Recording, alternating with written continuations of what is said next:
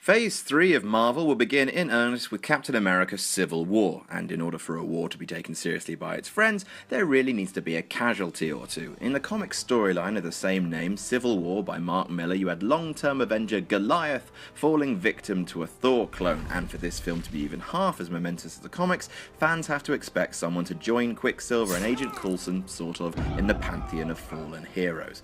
Otherwise, it's really more of a civil disagreement. I'm Adam from WhatCulture.com, and this is Captain America Civil War, Who Lives and Who Dies. Number 10, Ant-Man and Black Panther. Let's get the obvious ones out of the way first. Both the Anti and the Panthy are slated to appear in Civil War, but unless Marvel are going very left field for Ant-Man 2 and a separate Black Panther movie, I'm going to hazard a guess that Scott Lang and T'Challa make it out of this one unscathed. It would be surprising, I'll say that. It would also be rubbish, but it would be surprising. Ant-Man and Black Panther will live.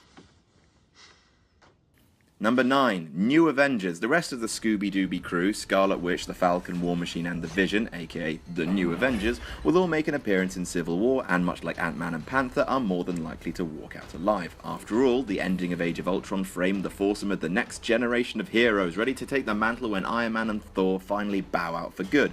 But then again, they are definitely the B team, and you'd have to consider Don Cheadle a little more expendable than, say, Robert Downey Jr. Sorry, Don, you do good work. The Falcon fits the established African-American hero dies to raise a stakes formula from the comics, but it's more than likely that all four will make it to Infinity War. And not one of us can do it without the others. The New Avengers will live. Number 8, Thaddeus Ross. Thunderbolt Ross, the man with one of the best moustaches in comics, is making a long-delayed return to the Marvel movies after an 8-year absence. We last saw him in The Incredible Hulk, and not even the lead actor returned from that one, so his resurgence is a bit surprising. No doubt Ross will be one of the chief proponents for superhuman regulation, having seen firsthand what the Hulk can get up to when he's throwing a piss fit. In terms of his survival, Ross has always been known as something of a dick, so it wouldn't break anyone's heart if he was lost as part of collateral damage, but it would definitely up the stakes for him to bite the dust. Perhaps he goes crazy with paranoia and storms into the line of fire. It's possible he could be setting up a run as the Red Hulk, but that seems a little too mad even for the MCU, and considering that Marvel currently have no plans for another Hulk movie, Ross's future involvement in the franchise isn't likely, so let's go out on a limb and make Ross our first casualty. Thunderbolt Ross will die.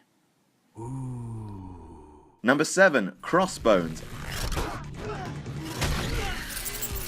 Frank Grillo will be reprising his role of Brock Rumlow for the film, and he will finally assume the mantle of evil mercenary Crossbones. However, what some people might not know is that Grillo's time on set was only about a week, which means that he's likely only set to appear in one scene, an attack on an African city, probably Wakanda. It's the New York of Marvel's Africa. Now, this scene is rumoured to be the one that kicks off the need for superhuman regulation, so it's more likely than not that Crossbones will meet his end here, either as an example of superhero justice taken too far, or perhaps perishing in a huge explosion big enough to warrant the government getting up on the Avengers' grill. Crossbones will die. Number 6, Baron Zemo. Who doesn't love a mad Nazi? We know that Marvel sure does. Baron Zemo is certainly a few sandwiches short of a Reichstag, and in yet another piece of wunderbar casting, it's going to be played by Daniel Bruhl, who's brilliant. While Marvel do have a little bit of history in killing off its villains after a single showing, rest in peace all of you guys, having Baron Zemo survive would probably be more useful for Marvel at this stage. After all, if he ever wanted to do a Thunderbolts movie, hint hint, Baron Zemo is integral to the history of that villains fighting for good comic. And yes, I know Ross's Red Hulk is also a Thunderbolt, but I just think that the Red Hulk is too silly for movies. There, I said it. Baron Zemo will live. Number 5, Black Widow. The Avengers movies do like to heavily foreshadow a death without being able to pull the trigger, don't they? In Marvel's Avengers Assemble, the crosshairs of fate seem to be lining up on Black Widow. She was a perennial supporting player, and the script seems to be playing up the whole redemption angle. I made a name for myself. She's done some terrible things in her past and is just trying to get the red off her ledger, and what better way to do that than the sacrifice play?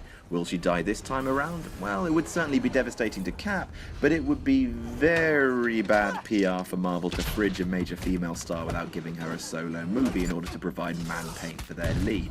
Retirement rather than death seems rather more likely for the rapacious Russian. Black Widow will live.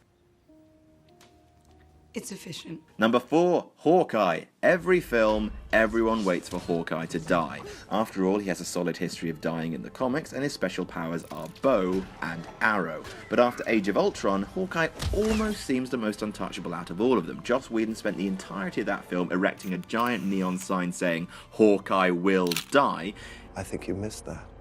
He brushed with death in the first scene, he's never had his own movie, they introduced his family, including a pregnant wife, mentioned retirement, he went back to try and save a kid. That's a full row of numbers in death foreshadowing cliche bingo right there.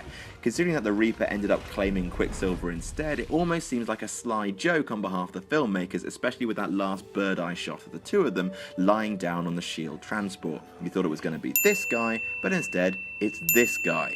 Gotcha. With all that, it seems like Hawkeye is protected by the gods, so now is the perfect time to do him in. When I see those guys, those gods. You don't think they need me? In many ways, he's the most human of all the Avengers, with the heart and humour that a lot of his godlike colleagues can't manage, and if you're looking for a moment of pure emotional devastation, no one's death would be an arrow to the heart quite like Hawkeye's. Hawkeye will die.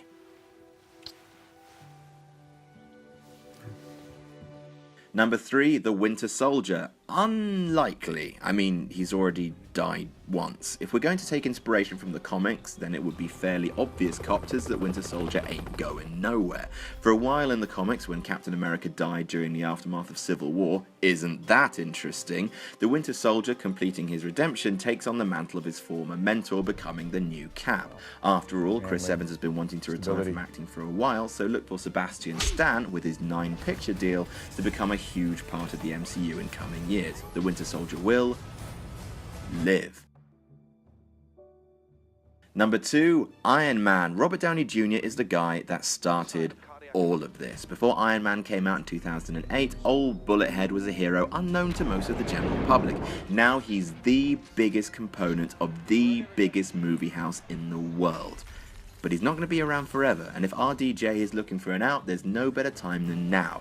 Cap versus Iron Man, with lives in the balance. In the comics, Iron Man found himself on the wrong side of the war, morally, and if that's the case here too, what better way to redeem himself than falling in battle? It would be a shattering loss and send an emphatic message to the world that ultimately no hero is safe, which is exactly the kind of shake-up needed before Infinity War. It would also save Marvel quite a bit of money in the form of Robert Downey Jr.'s burgeoning salary. Well done. But is it just too much of a financial risk to lose Iron Man? Now, Marvel has to assume that for most casual fans, Downey Jr. is the biggest draw in the Avengers, and burying him for good could be interpreted by Marvel's top brass as burying the cash cow. Genius, billionaire, playboy, philanthropist. Now, perhaps Iron Man will be forced instead to live on with his dark choices. Are you? On our side. It's a very tough choice, but Iron Man will live. Number 1, Captain America. 2 words, fallen son. The comic angle by Ed Brubaker that killed off Captain America at the end of Civil War. He ends up assassinated by a brainwashed Sharon Carter, who's been introduced to the MCU in the form of Emily Van Camp, before drifting through time and space before being eventually resurrected, as all comic book heroes inevitably are.